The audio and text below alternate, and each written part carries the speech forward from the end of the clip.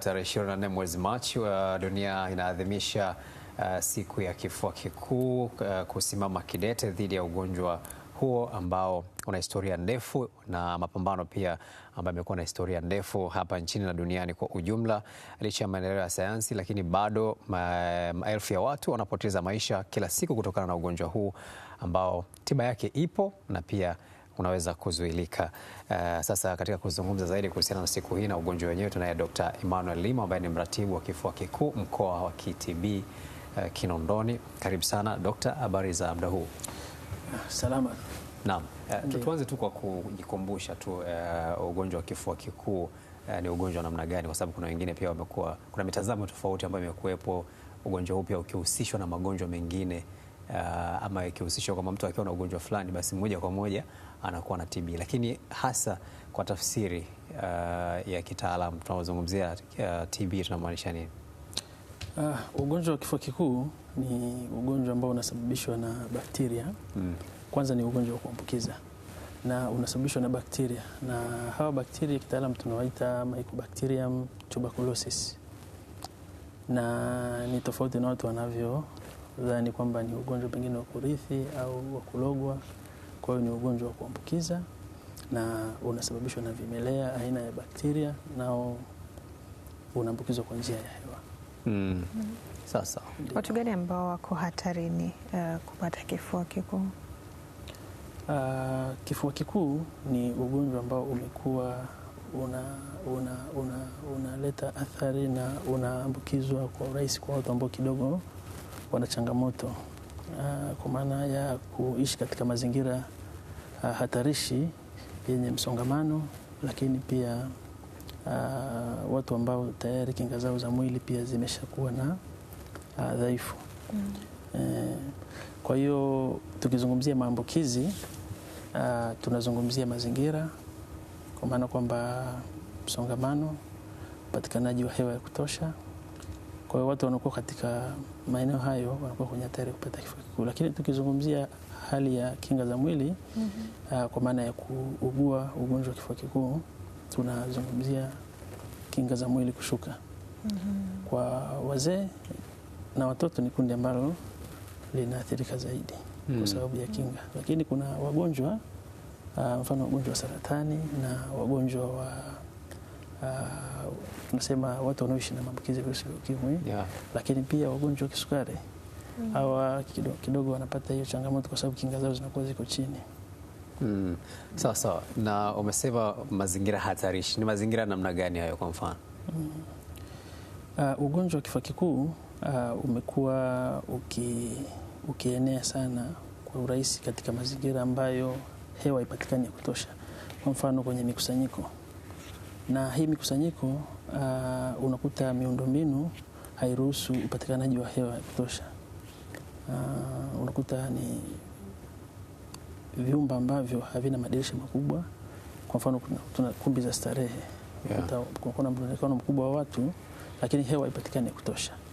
Lakini pia unakuta tuna nyumba za ibada.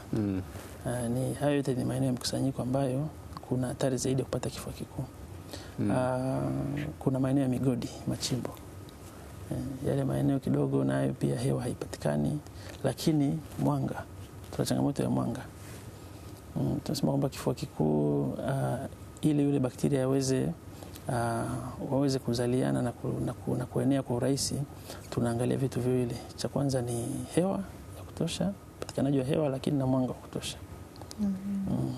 Hivyo ndio vitu vya msingi ambavyo tunavizingatia ili kuondoa urahisi wa kuenea kwa kifua kikuu. Katika mwanzo mtu anaweza aje kugundua kama amepatwa na kifua kikuu? Dalili zinakuwaje? Dalili za kifua kikuu ni dalili ya kwanza ambayo ni kubwa tunayoangalia ni kikohozi, na hiki kikohozi ni kikohozi ambacho kinadumu kwa muda usiopungua wiki mbili. Maana wiki mbili na zaidi. Na hiki kikohozi kinakuwa wakati mwingine makohozi yanayotoka yale yanakuwa yamechanganyikana na damu. Ndio. Lakini dalili nyingine ni kupungua uzito kusikoelezeka. kwa maana kwamba unapungua uzito. Kwa sisi wanaume huwa mkanda, unaweza kutumia mkanda kama kipimo. Unakuta matundu yanapungua. Unazidi kusogeza ngozi na kuvuka. Lakini kuna wale watu ambao wanafanya diet, mtu anaweka mkakati wa kupunguza uzito. Sasa kwa mtu ambaye tayari tunasema huenda akawa ni mwisiwa kifua kikuu, yeye uzito unapungua pasipokuwa na mikakati yoyote ya kupunguza uzito. Sawa kabisa. Dalili nyingine ni homa. Mtu anakuwa anapata homa, na hasa nyakati za usiku huwa anatoka na jasho jingi, ambayo sasa kwa sisi ambao tunaishi huku tunasema, kwa mfano mkoa wa Dar es Salaam kuna joto, wanasema sisi tutajuaje? Kwa sababu hata sisi tukilala usiku tunatoka jasho. Kutoka jasho huku ni kwa kiwango kikubwa, kwa maana kwamba wakati mwingine mpaka shuka zile zinaloa. Kwa hiyo unapotoka jasho jingi sana nyakati za usiku, hiyo ni dalili mojawapo ya kuashiria kwamba huenda wewe ukawa ni mgonjwa wa kifua kikuu. Japo dalili moja pia haiwezi kuthibitisha moja kwa moja, inabidi kwenda kufanya vipimo, sio? Kwa hizi dalili, unapokuwa na dalili mojawapo kati ya hizo nilizozitaja, tayari kwamba wewe unakuwa ni mwisiwa wa kifua kikuu. Kinachotakiwa sasa hapa wewe ni kwenda kwenye kituo cha kutolea huduma ya afya, anakuonana na wataalamu ili waweze kufanya vipimo kuweza kubaini uwepo wa ugonjwa. Na sasa unajua, mtu anaweza akawa tu na kifua anaumwa, anakohoa kawaida, kifua kikuu, anawezaje kutofautisha hivyo, ama ndio mpaka muda uwe umezidi? Dalili ya kukohoa kunaweza kuwa kumesababishwa na vitu vingine, maana homa nyingine za mapafu, bakteria wengine ukiachana na bakteria wa kifua kikuu, lakini fangasi au virusi. Lakini pia kuna magonjwa yasiyo kuambukiza yanaweza kuwa pia ni sababu ya kukohoa, kwa mfano magonjwa ya moyo na magonjwa mengine yanayoathiri mapafu. Kukohoa ni dalili inayofanya sisi tuhisi kwamba huyu mtu anaweza akawa na kifua kikuu, lakini uthibitisho wake ni pale ambapo mtu sasa atachukuliwa sampuli ya makohozi na kwenda kuchunguzwa. Kwa kipimo kitakapofanyika sasa ndo tutathibitisha kwamba huyu mtu. Kwa hizi dalili zinatusaidia sisi kuweza kumhisi mtu. Lakini uthibitisho utakuja tu pale ambapo sasa tumechukua sampuli na kuifanyia vipimo. Na mara baada ya kuthibitisha, mfano mtu ana kifua kikuu, matibabu yakoje? Matibabu ya kifua kikuu kuna ya muda mfupi na ya muda mrefu, lakini kwa sasa kwa sababu kwanza tuna makundi mawili, tuna kifua kikuu cha kawaida na kifua kikuu sugu. Hii inakuwaje? Kifua kikuu cha kawaida tuna matibabu ya mstari wa kwanza, tunasema dawa za mstari wa kwanza, first line. Lakini kwa matibabu ya kifua kikuu sugu tuna dawa, tunasema dawa za mstari wa pili, second line. Matibabu ya kifua kikuu yanachukua miezi 6 cha kawaida. Kifua kikuu sugu ni miezi 6 mpaka 18. Na nini ambacho kinabaini kwamba hiki ni sasa ni sugu na hiki ni kifua kikuu cha kawaida? Tunaweza kubaini kwa kufanya vipimo. Kwa sasa tuna kipimo ambacho ni cha kisasa tofauti na zamani. Zamani tulikuwa tunampa mwanzia mgonjwa dawa, baadaye tukija kumpima baada ya wakati wa ufuatiliaji tukaona mgonjwa hakuna nafuu, na tunapofanya kipimo bado tunabaini vimelea, uwepo wa vimelea, basi tunahisi huenda huyu akawa na kifua kikuu sugu. Ila kwa sasa mbali na vipimo hivyo, tuna vipimo vya molekula ambavyo vinagundua kifua kikuu mapema wakati wa uchunguzi wa awali, vipimo vya molekula. Kwa hiyo kipimo kikifanyika unaweza kubaini kifua kikuu, lakini ni aina ipi ya kifua kikuu, kwamba ni kifua kikuu cha kawaida au sugu. Asa ikiwa tumeelezwa kwamba tiba zipo, uchunguzi kama hivyo upo, sayansi inaruhusu hilo, kwa nini bado watu wanakufa kutokana na kifua kifua kikuu? Vifo vya kifua kikuu bado vipo, japo vimepungua kwa kiasi kikubwa sana. Na unaweza ukaona kuanzia mwaka 2015 mpaka 2023 kuna zaidi ya tumepunguza vifo kwa zaidi ya 68%. Ni mafanikio makubwa, kwa maana kwamba haya mapambano na jitihada vyote vimepelekea kwamba sisi tumeweza kujipima na kuona kwamba ugonjwa unapungua, na hatujafanikiwa kutokomeza licha ya kupa malengo kwa sababu mbalimbali. Sababu mojawapo ni uelewa mdogo wa watu katika namna ya kujikinga. Kwa sababu tukumbuke kwamba magonjwa mengi njia rahisi ya kuyatokomeza au kupambana nayo ni njia ya kinga.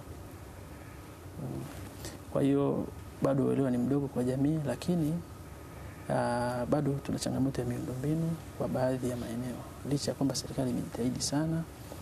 Kwa sasa hivi tuna mashine za kisasa za kuibua kifua kikuu kama nilivyosema, kifua kikuu cha kawaida na sugu, mashine za molekula ambazo zipo kwa mujibu wa mwongozo wa Shirika la Afya Duniani. Kwa maana sisi tumeweza kwenda sambamba na miongozo na matakwa ya Shirika la Afya Duniani.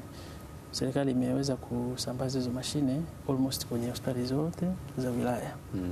Na mpaka sasa bado kuna mkakati, kwa maana kwamba tayari kuna mashine nyingine zimeanza kupelekwa hadi kwenye zahanati na vituo, mashine za TrueNat nazo ni za molekula.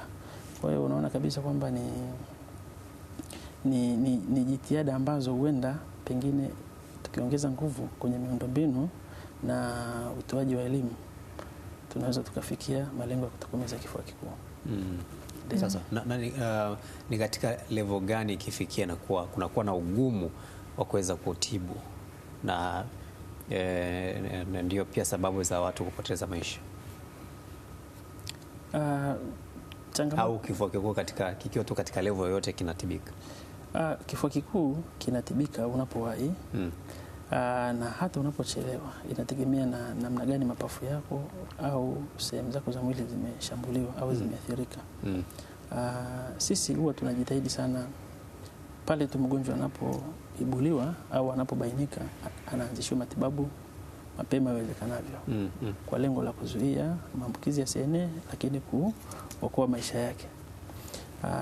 Ni mara chache sana tumekuwa tukipata wagonjwa ambao unakuta tayari mapafu yameshashambuliwa sana, na kwa jitihada ambazo zipo na ambazo serikali imeweka kwenye hospitali zetu, kwa kweli hawa wagonjwa huwa wanapona, na naweza nikakuambia kwa asilimia zaidi ya 96 sasa ndio ya wagonjwa wanaougua kifua kikuu wanapona.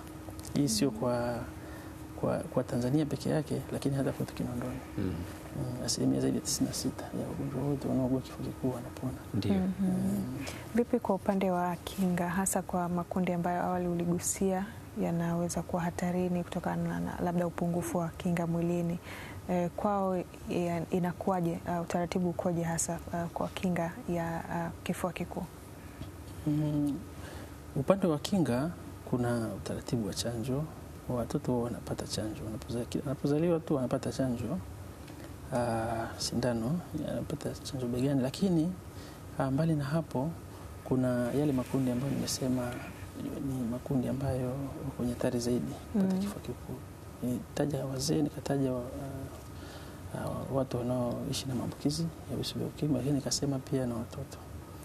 Kwa sasa serikali imeweka mkakati, maana ni utaratibu wa kuwazuia watoto chini ya miaka 5 na waviu na maana ni watu wanaoishi na maambukizi ya virusi vya ukimwi wasipate kifua kikuu kwa kuwapa dawa kinga. Hizi dawa kinga zinatolewa kwa muda wa miezi 3 na zinatolewa kwa makundi hayo. Kwa sasa tumeanza na makundi hayo, watoto chini ya miaka 5 na pamoja na hao waviu. Na zinatolewa mara ngapi? Na hizi dawa zinatolewa kwa muda wa miezi 3. Zamani walikuwa na kunywa mpaka miezi 6, lakini tunazidi kwenda kutokana na maboresho na ya katika hizi huduma na sayansi inavyokuwa, basi tunajaribu kupunguza mzigo wa dawa. Kwa hivyo mtu akishapata hiyo kinga miezi 3 kwa mara moja itamlazimu arudie tena baada ya muda, au hivyo mara moja inakuwa inatosha? Akishapata ile mara moja anaendelea na kwa hamna tena kufanya kutumia kinga nyingine hapo katikati? Inakuwa ni ya moja kwa moja. Anapata hiyo dawa kinga, inakuwa imemzuia kupata kifua kikuu. Kwa watu ambao labda kinga zao ziko madhubuti, kuna uwezekano wote na wenyewe wakapata kifua kikuu, kwa maana kwamba hawana hizo changamoto nyingine za kiafya? Kuna uwezekano pia, kuna uwezekano kupata kifua kikuu.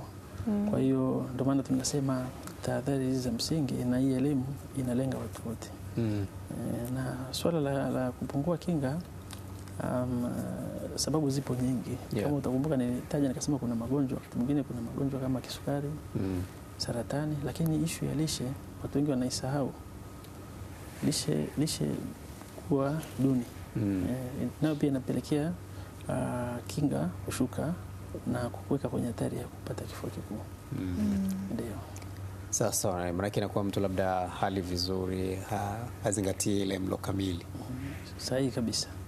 Okay. Kutokula vizuri na kufanya mazoezi pia, kwa sababu yote kwa pamoja ndio yanafanya kinga zinakuwa imara. Okay. Sawa kabisa. Na sasa ni changamoto zipi ambazo mnakumbana nazo katika kuwapokea na kuwatibu hawa wagonjwa wa kifua kikuu? Ni vitu gani hasa ambavyo mnaona wengi bado vinawapa shida?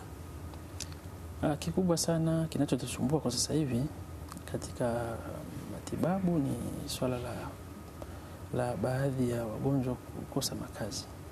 Tukumbuke kwamba ugonjwa wa kifua kikuu matibabu yake ni muda mrefu na inahitaji ufuatiliaji. Sasa kuna wale tunasema ni street nini, hawa watu ambao hawana makazi maalum, wanaishi mtaani. Sasa hawa kidogo imekuwa ni changamoto, kwa sababu unapoanzishia dawa ufuasi wao unakuwa sio mzuri, na wanahamahama, hawana makazi ya kudumu. Kwa hiyo kuwapata inakuwa kidogo inahitaji nguvu ya ziada, licha ya kwamba sasa hivi serikali imeweka mkakati wa kuwatumia watu wa huduma ngazi ya jamii ambao wakisha spoti yale maeneo wanayokaa, kwa mfano Wajidunga, wanakuwa na ile maskani, wanahamahama, leo yuko huko, leo anahamia maskani nyingine Sinza. Kwa hiyo wanatumia nguvu kubwa sana wale watu wa huduma ngazi ya jamii kuwatafuta na kuhakikisha kwamba wanafuatilia ufuasi wao wa dawa. Changamoto nyingine ambayo tunakutana nayo nafikiri ni kama nilivyosema, swala la miundombinu. Miundombinu bado tunahitaji miundombinu yetu. Nikisema miundombinu sizungumzii miundombinu ya huduma za afya peke yake. Mimi nazungumzia hasa nyumba zetu za ibada tunazotumia katika jamii. Tunazungumzia kumbi za mikutano, tunazungumzia kumbi za starehe. Bado kuna baadhi ya hata nyumba za kulala, shule, mabweni.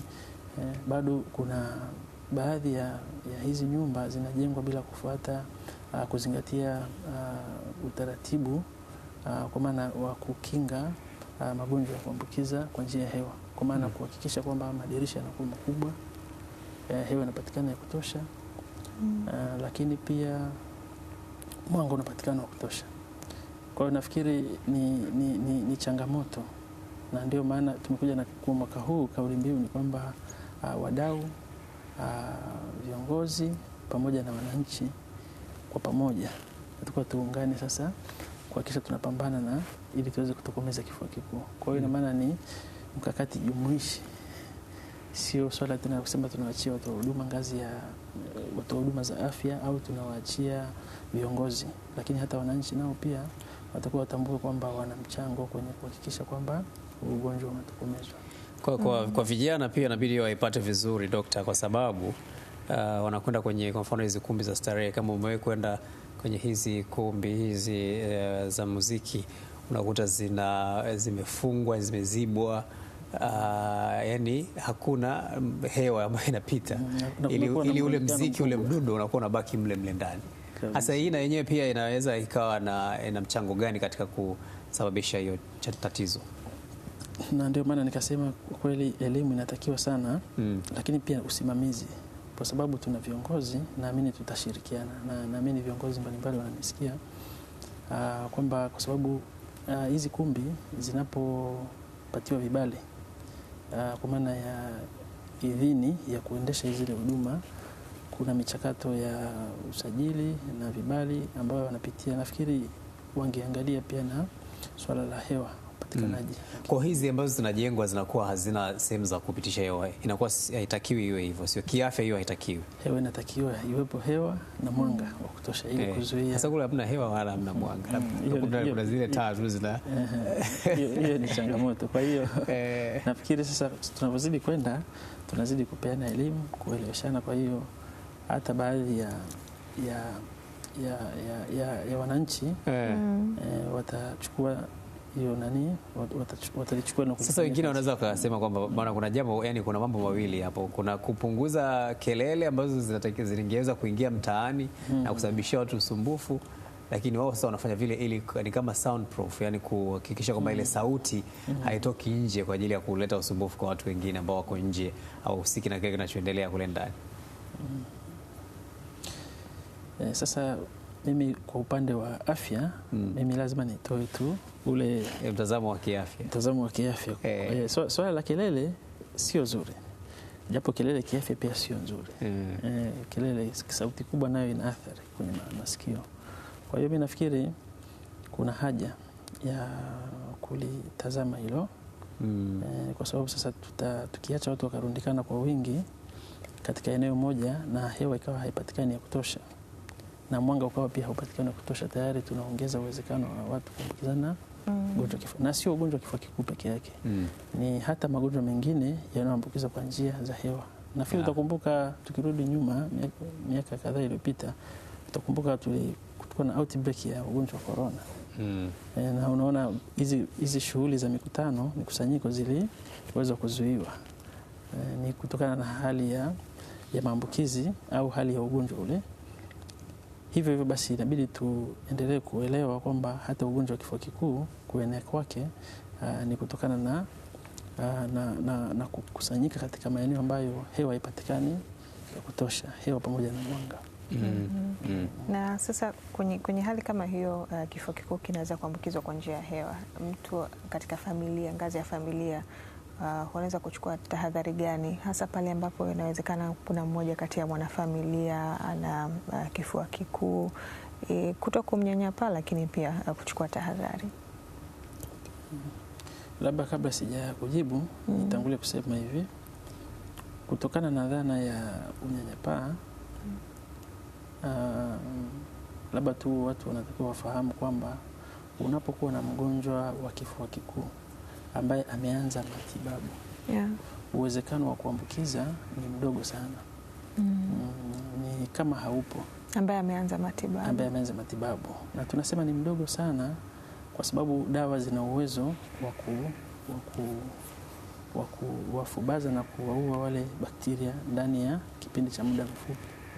Kwa hiyo mgonjwa anapoanza tu matibabu, uwezekano wa kuambukiza unakuwa ni mdogo sana. Wale watu wanafanya hesabu za makadirio huwa tunasema ni almost, ukiround off, almost equal to zero. Namba ndogo sana ukikadiria unasema ni sawa sawa na sifuri. Kwa maana uwezekano ni mdogo sana. Kwa hiyo tunatamani sana watu waondoe dhana ya unyanyapaa. Kama una mgonjwa wa kifua kikuu kwenye familia, unaweza kushirikiana naye, kumkala pamoja, mnaweza kushirikiana kwenye mambo mengine yote ya kijamii. Isipokuwa tu ni kwamba mgonjwa hatakiwi atemeteme mate ovyo. Na pia anapokohoa anatakiwa afunike kinywa chake, na afunike kinywa chake kwa kitambaa au sehemu ya mbele ya kiwiko cha mkono. Au akipiga chafya, au anapopiga chafya afunike kinywa chake. Na si mgonjwa tu, ni kwa mtu yoyote, kwa sababu kumbuka kwamba mgonjwa huyu tumeshambaini, anafahamika, lakini kuna wagonjwa wengine ambao bado hatujawabaini. Na inawezekana wakawa hapo kwenye kaya, kwa sababu huyu mgonjwa inawezekana aliambukizwa na mtu ambaye yuko pale ila yeye akawa kwanza kubainika. Kwa hiyo hili swala la ustaarabu katika kukohoa, kwa maana kufunika kinywa au wakati wa kupiga chafya, ni la kila mtu, sio mgonjwa tu. kwa ajili ya kujikinga. Ulitaja maeneo mbalimbali ya mikusanyiko, lakini tunafahamu kuna maeneo ambayo hasa yanahitaji usimamizi mkubwa. Kwa mfano maeneo ya shuleni, kwenye mabweni au watoto ambao wanasoma shule za msingi na hata shule za sekondari. Unashauri nini kifanyika katika maeneo hayo? Kwa sababu wengine wanakuwa wanatoka sehemu tofauti tofauti, kila mmoja akiwa pia na hali yake ya kiafya, na wanakutana pamoja, wanakuja wanalala pamoja, wanaishi pamoja. Kwa upande wa serikali tayari wameshaanza kutekeleza, kwa sababu kuna mkakati ambao alizindua waziri mkuu, ilikuwa mwaka juzi, miaka 3 imepita, ambao wanasema ni multi-sectoral approach, kwa maana kwamba mkakati unaogusa sekta tofauti katika kupambana na kifua kikuu. Na tumeshaanza kuona kwenye mfano kwenye halmashauri zetu kuna maafisa afya wanashirikishwa, mtu ana ramani yake, hata kujenga lazima ipite pale kwa mhandisi, lakini afisa afya naye aangalie. Kwa hiyo hili limeshaanza kutekelezwa, tunashukuru. Na tunaipongeza serikali yetu. Kikubwa ni changamoto ni kwa wale watu ambao wanajenga majengo bila kufuata utaratibu. Okay. Utaratibu bila kupita serikalini, wakapata vibali, approval, hiyo ndio changamoto. Sasa unakuta mtu ameshajenga jengo, halijakidhi vigezo, halina hayo madirisha ya kutosha, ukubwa wa kutosha, na mwisho wa siku inapelekea sasa changamoto kama hizi. Kwa hiyo ushauri mkubwa ni kwamba wananchi waone umuhimu wa kufika katika ofisi za halmashauri kwa ajili ya kupata vibali vya ujenzi. Ili sasa wanapofika pale watakutana na wataalamu, maana wataalamu wa ujenzi, lakini pia maafisa afya, ili waweze kusaidia kwenye kuhakikisha kwamba hizi kumbi au majengo ambayo yanakutanisha watu wengi yanakuwa na hewa ya kutosha. Sasa kwa kumalizia, daktari, wito wako kwa ujumla sasa ni upi kwa jamii kuhusiana na mapambano haya dhidi ya kifua kikuu? Kikubwa sana ambacho natamani ni shauri jamii ni kwamba kwanza watu waamini kwamba kifua kikuu ni ugonjwa ambao unatibika na kupona kabisa. Hata kama unaishi na maambukizi ya virusi vya ukimwi, ni ugonjwa ambao unatibika na kupona kabisa. Na utaratibu wa vipimo pamoja na matibabu unapatikana katika vituo mbalimbali vya kutolea huduma za afya hapa nchini, vituo vya serikali na vituo binafsi. Na hii huduma inapatikana bure kabisa bila malipo. Kwa hiyo mwananchi anapoona dalili zile nilizozitaja, ni muhimu akafika kwenye kituo cha kutolea huduma za afya ili aweze kuchunguzwa. Hilo ndio jambo la msingi sana. Lakini la mwisho ni kwamba unapokuwa katika eneo la mkusanyiko na ukahisi kupiga chafya au kukohoa, ni muhimu sana ukafunika kinywa chako kwa kitambaa au kwa sehemu ya mbele ya kiwiko cha mkono, ili kuzuia wale vimelea wasiweze kumfikia mtu mwingine au jirani. Kwa hiyo ina maana tunasema ni uungwana. Kwa sababu wewe ndo unamkinga jirani yako, si ndio? Kwa hiyo nafikiri hilo ndo jambo la msingi. Okay. Na tuendelee kukumbushana. Tuendelee kukumbushana. Wakati mwingine umekaa na jirani yako anapiga chafya, anakohoa, amesahau kufunika kinywa, sio vibaya ukamkumbusha, lakini katika lugha ambayo haitamdhalilisha. Vizuri kukumbusha kwamba bwana bosi wako. Na ikitokea mtu ametoka tu kukohoa, anakupa mkono, unakataje daktari? Nafikiri hata hiyo kushikana mikono sio sahihi sana katika masuala ya afya. Lakini tunavitakasa mikono. Pale inapobidi ni vizuri kutembea na vitakasa mikono na kuhakikisha kwamba kwenye maofisi yetu na maeneo mbalimbali kunakuwa na vitakasa mikono. Kabisa. Ndio. Tunakushukuru sana Dr. Emmanuel Limo. Asante sana kwa elimu hiyo kuhusu kifua kikuu. Mapambano yaendelee kukabili kifua kikuu, na kama ulivyoeleza kwamba ni ugonjwa ambao unatibika kabisa. Tunakamilisha hivyo tukiwa na Dr. Emmanuel Limo ambaye ni mratibu wa kifua kikuu mkoa wa KTB Kinondoni.